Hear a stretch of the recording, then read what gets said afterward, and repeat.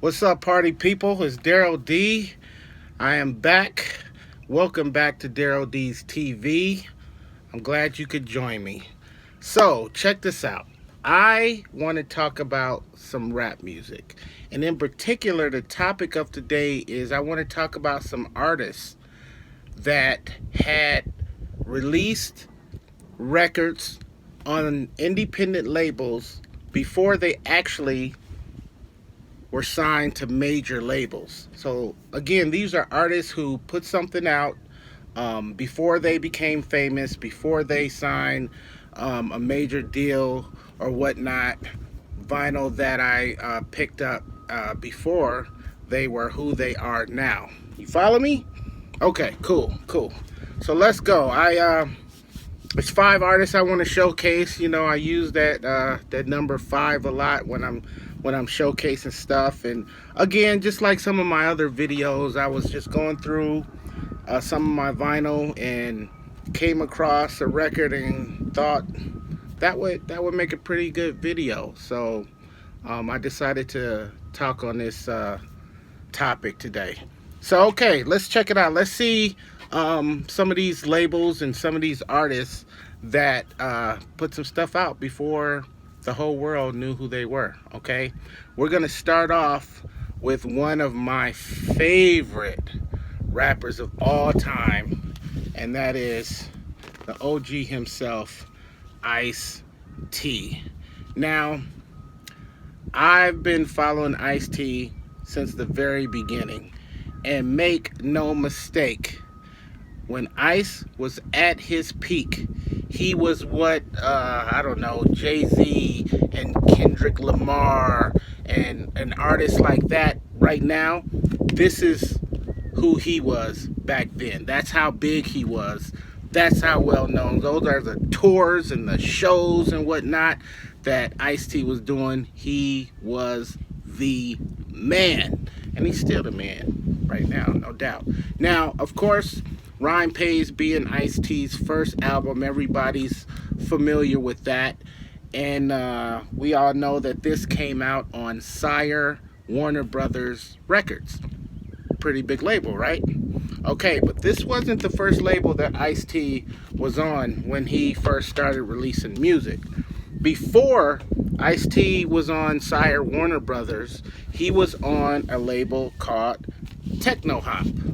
And Techno Hop is an independent West Coast label, or was an independent West Coast label that was owned and run by the Unknown DJ. And the Unknown DJ, of course, is a West Coast legend. DJ, producer, record label owner, all of that stuff. If you don't know, now you know. If you're not familiar with Unknown DJ, he's one of the biggest names in West Coast electro rap music. So this was his label, Techno Hop, and a lot of your favorite West Coast artists were on that label. This one, of course, is Cold Dog and the Wax, Ice-T, and of course the B-side had the famous song 6 in the Morning. All right, but check this out. Before Ice-T was on Techno Hop, he was on another label even before that. Let's take a look at that. This is a label called Electro Beat that Ice-T was on. And if you look at that, that's a song called Killers. Killers on Electro Beat Records. Electro Beat, again, was another independent West Coast label that put out a lot of electronic music, electro music, not electronic, electro rap, electro hip hop, however you want to call it. But yeah, Ice-T was on that label before he was on Techno Hop, still before Sire Warner Brothers. But we can't stop there, because Electro Beat still was not the first label that Ice-T was on. In fact, the very first label that Ice-T was on was a label called Saturn Records. And of course, for those that really know and follow Ice-T, this was his first song on vinyl called Cold Wind Madness on Saturn Records. Now, Saturn Records was a label owned by uh, bu- bu- bu- um, Anderson. What was his first name? He's brothers with Kelvin Anderson, and of course, Kelvin runs the VIP Records store in Long Beach. This is Kelvin's older brother. I just forgot his name. Cletus Anderson. This was his label, Saturn Records. Cletus Anderson was the guy who opened VIP Records. There was, I think, 11 locations around Los Angeles County in their heyday. Right now, the Long Beach location, run by his brother Kelvin, is the last one standing. So if you're ever in Long Beach, make sure you go check out VIP Records and tell them Daryl D sent you. But anyway, there you have it right there. That is the very first record that Ice-T put out on Saturn Records before he was signed to Sire Warner Brothers. A-side is Cold Wind Madness. B-side is The Coldest Rap. And that's the first record that I want to showcase before they were famous. All right. And this was another record I had. Let me just show you this one. This is on JCD / House Jam Records, and that's another version of The Coldest Rap. I'm not exactly sure when that came into play. It definitely was after the Saturn Records release. But yeah, I picked that up somewhere, and that's one of the Ice-T releases in my collection. Okay, the next artist that I want to showcase is Ludacris. Yes, Ludacris. We all know Ludacris from being on Def Jam South. That's the Saturday joint right there. We all know him from being on Def Jam South, but this was not the first label that Ludacris was on. He did release an independent record before he signed with Def Jam South. Now, let me give you a little background on Ludacris. Excuse me here, I'm trying to keep my records out of the sun. In this Arizona sun. Okay, so let me give you a little background about Ludacris. Ludacris is from Oak Park, Illinois, which is a suburb right outside of Chicago. Apparently, right after high school, sometime after high school, he went to Atlanta, and I guess he went down there to get into the music business. Now, I happen to know a young lady who lives here in Phoenix who did go to school with Ludacris, and she told me that he would walk around school saying that yes, he was going to be famous one day, that he was going to be a big star one day, and apparently that's what happened. Now, I didn't find that out until maybe, I think she told me that maybe 5, 6, 7 years ago. But what I did know for a fact is that I used to travel all through the 90s, later 90s, to Atlanta a lot because I have relatives in Georgia. And I used to hear Ludacris on the radio on Hot 97.5 down in Atlanta. Ludacris used to do a lot of the commercials on there, and he would be like one of the sidekicks to, certain on-air personalities. And I used to just take a lot of blank cassette tapes and I would record, the radio and the mixes. And Atlanta was just super incredible music-wise during the 90s. They used to throw the craziest parties down there. But I recorded all of these commercials and whatnot, and lo and behold, it was Ludacris doing a lot of these commercials. One of the on-air personalities that he worked alongside was a on-air DJ named Shaka Zulu.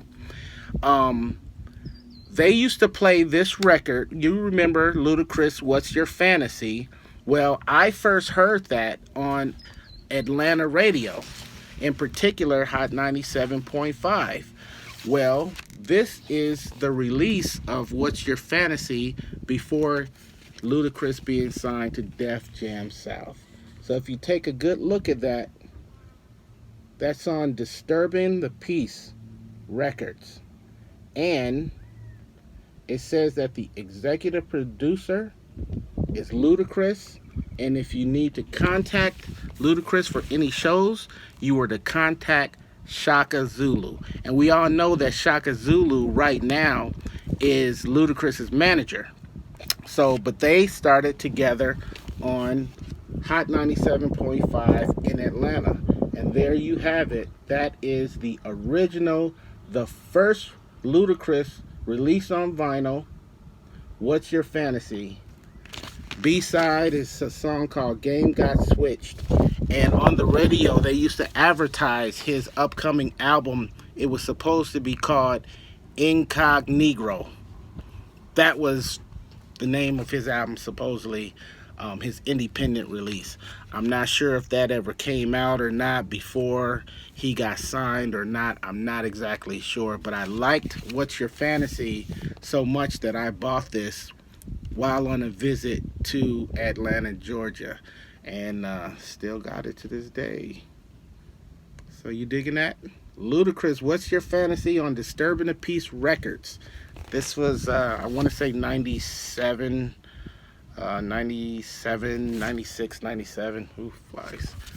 So there you have it. That's the second record that I want to showcase. Ludacris, What's Your Fantasy? Now, the third record that I want to show you was a group, and it's a group that everybody knows. It's a household name. It's the Wu-Tang Clan. And we all know the Wu-Tang Clan from being on Loud Records. This is the Protect Your Neck single. Don't worry about the scribbles. It's just a couple of autographs I got over the years, Inspector Deck and Master Killer. But anyway, this is the Protect Your Neck single on Loud Records.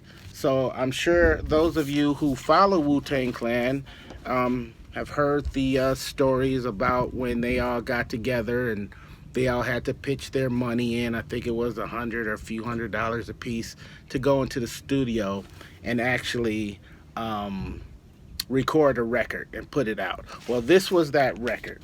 This is Wu-Tang Clan on Wu-Tang Clan Records, and that is the original Protect Your Neck. Before the Loud contract, before they became famous, before Wu-Tang Clan was a household name, you had Wu-Tang Records and you had Protect Your Neck. This is not only one of the most sought after 12 inches in rap music, but it's also one of the rarest 12 inches in rap music. One of the most expensive too. And I've had probably 3 or 4 of these. I've had 4 of these over the years. I still have 2 copies. There are some bootlegs floating around out there. Mine are all original, and I've actually given a couple away as gifts. But I still have my 2 copies. But how do you like that, man? Wu-Tang Records. B-side is After the Laughter Comes Tears. One of the rarest records in my collection. I'm glad I could share that with y'all. Now, this next group that I want to showcase is also one of my favorite groups. Real popular group from the 90s. Naughty by Nature. Yes. Yes, that's the OPP single. But before they were on Tommy Boy Records, which is the record label that made them famous, that blew them up, that made Naughty by Nature a household name. Before they were even on this label, before they were even called Naughty by Nature, they were known as the New Style. That's right. That is Naughty. That is a young Naughty by Nature. And this was their first album called Independent Leader. Check this out. Check those guys out. Independent Leaders. Look at that high top fade. Now this is on Bon Ami Records, which was a small independent subsidy of MCA Records. Yeah, MCA Records is a major label, but this was just one of their smaller independent contracted labels that just release music, and MCA actually distributed that music. But that is as independent as you get. And this is the single, Scuffing Those Knees, from that same label. And if you look right here, let me get that right. Can you see that? That's the record label. Bon Ami Records, whatever that means. And look at Tretch. He was called Double T Treachery. All right. KG was KG. Vinny was Vinny. B-side is To the Extreme. Check out that pose, man. That pose is crazy. Sorry about the writing on there. That's how I found it. That stuff was on there. You know, on their videos and whatnot, it seems like Tretch is so much bigger than everybody else. But if you've ever seen them live and up close, these guys are all pretty much the same height. Pretty much. They pretty much got the same build, but on TV and on movies, Tretch looks like just like a monster, like he's like 6'5" and just but he's a smaller guy.